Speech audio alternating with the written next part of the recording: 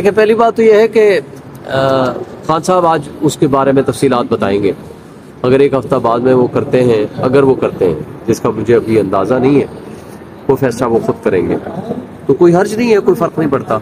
لیکن بات یہ ہے کہ ان کو بالآخر ماننا پڑے گا کہ عمران خان ایک حقیقت ہے. ان کو ماننا پڑے گا کہ اگر آپ نے اس ملک کو درست سمت میں لے کے جانا ہے تو آپ کو عمران خان کے مطالبات ماننے پڑیں گے. اس ملک کے لوگوں کو ان کے حقوق دینے پڑیں گے. جمہوریت کو آپ نے ایکسیپٹ کرنا پڑے گا. یہ جو ان کٹ پتلیوں اور ڈاکوں کو مسلط کیا گیا ہے ان کو سائڈ پہ کرنا پڑے گا.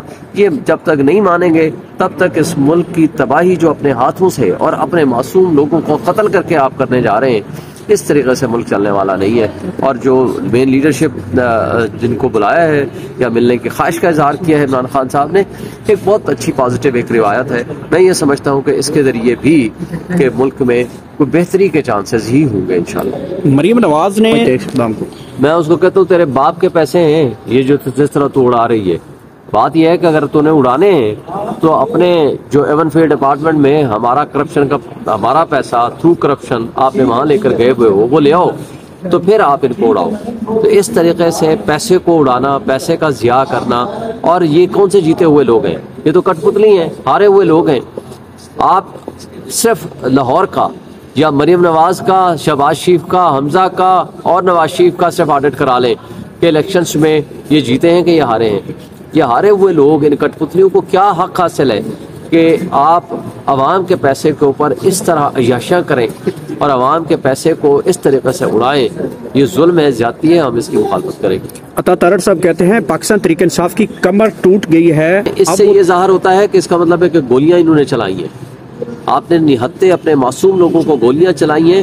اس کا تو عطا تارڑ کا جب بھی نام لیں آپ چور کی داڑھی میں تنکا، آپ ان کی داڑھی میں ہمیشہ دیکھا کریں گا، آپ کو تنکا ضرور نظر آئے گا. یہ جس طرح بدماشی کرتا پھر رہا تھا، یہ ہو یا محسن نقوی ہو، اور جس انداز سے پھر یہ ہم گولیاں چلائیں گے، اور یہ تو دھمکیاں پہلے دے رہے تھے اور انہوں نے گولیاں چلائی ہیں. ان کے خلاف ایکشن ہوگا، ان کے خلاف احتساب ہوگا، خون بولے گا. یہ قاتل ہیں، یہ یزیدیت کے پیروکار ہیں، ان کے خلاف انشاءاللہ ہم ایکشن لیں گے. لاسٹلی یہ بتائیے گا کہ تھی استغاثہ، اس کا کیا بنا سر؟ 23 تاریخ فکس ہو گئی ہے. انشاءاللہ تعالی ہم یہ سمجھتے ہیں کہ ان کے خلاف قتل کا مقدمہ ہوگا اور یہ بالآخر جیلوں میں جائیں گے اور ان کو احتساب سے گزرنا پڑے گا. جو مسنگ لوگ ہیں آپ کے سانے اڈی چوک میں وہ کتنے ہیں؟ کوئی ڈیٹا ریسیو ہوا؟ کتنے کے لوگ ابھی تک جو لاپتہ ہیں؟ دیکھیں روز ڈیٹا اپڈیٹ ہو رہا ہے.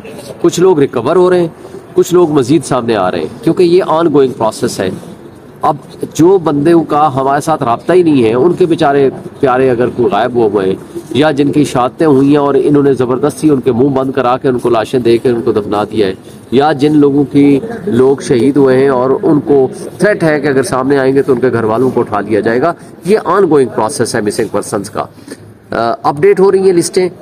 جو ہی فائنل جو چیز آتی جائے گی فائنل تو ہو نہیں سکے گی، کیونکہ جن کو انہوں نے اٹھایا ہوا ہے کسی عدالت میں پیش نہیں کیا ان کو پیش کرتے جا رہے ہیں، اور جن لوگوں کو شہادتیں کر دی ہیں ان کا پتہ کوئی نہیں ہے، اور جن لوگوں کو انہوں نے ویسے ہی غائب کیا ہوا ہے ان کا بھی ابھی کچھ کے سامنے آ رہے ہیں، کچھ کے نہیں آ رہے. یہ مسنگ پرسنز والا آن گوئنگ پروسیس یہ رہے گا کچھ عرصے تک، جب تک کہ فائنلی کنکلوڈ نہ ہو جائے. اچھا، جو آپ لوگ استغاثہ پر ڈالی جائیں گی، دیکھیں یہ تو انہوں نے خود ایڈمٹ کیا ہے نا کہ جی ہم گولیاں ماریں گے تو آپ نظر نہیں آئیں گے، تو انہوں نے گولیاں ماری، ساری دنیا کی آنکھوں کے سامنے ماری. لوگوں کی شہادتیں ہوئی ہیں اور اس سے زیادہ جو ہوئی ہیں وہ ابھی تک ان کی لاشیں نہیں ملی. تو اب یہ سلسلہ تو ان کے اوپر جائے گا.